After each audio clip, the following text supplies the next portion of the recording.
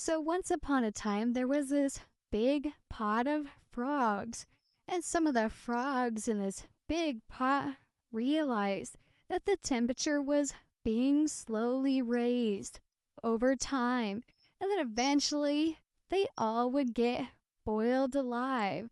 And this pot of frogs had a government and everything, but those governing frogs were too busy sitting on their lily pads to even listen to those frogs that were trying to ask what was going on.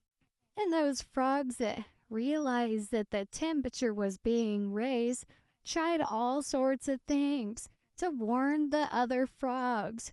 But most of the other frogs wouldn't even listen because they were too busy swimming around and trying to make it.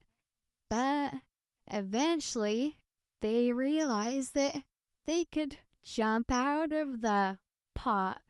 But the problem was that there were all sorts of frog predators guarding the pot, like snakes.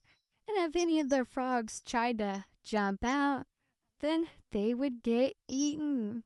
And some of the more savvy frogs realized that if they all jumped out of the pot at once, then there was a good chance of survival for most of the frogs. So they decided to turn up the temperature faster so that the frogs would get scared and jump all out. But the problem was that every time they tried to turn up that temperature, some of those governing frogs were around to turn it back down. So, yeah, that didn't work out. But the result was that more and more frogs started to wake up, and they even discovered a mysterious teachers guild that was behind their governing frogs. And they found out this teachers guild was stealing frogs from the pot and shipping them off to all sorts of science classrooms all over the world. And they were even stealing their tadpoles.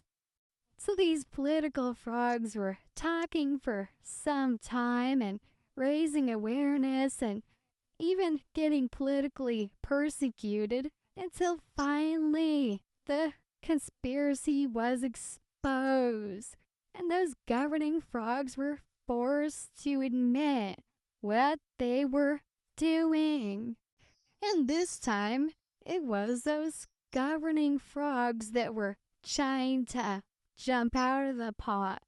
And they were pretty sure that their frog predators that were under their employment weren't going to do anything to them.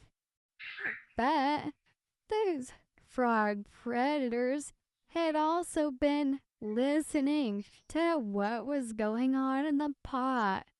And they realized that this Teachers Guild had also stolen snakes. It was also sending the snakes to science classrooms. So, yeah, it was a big mess.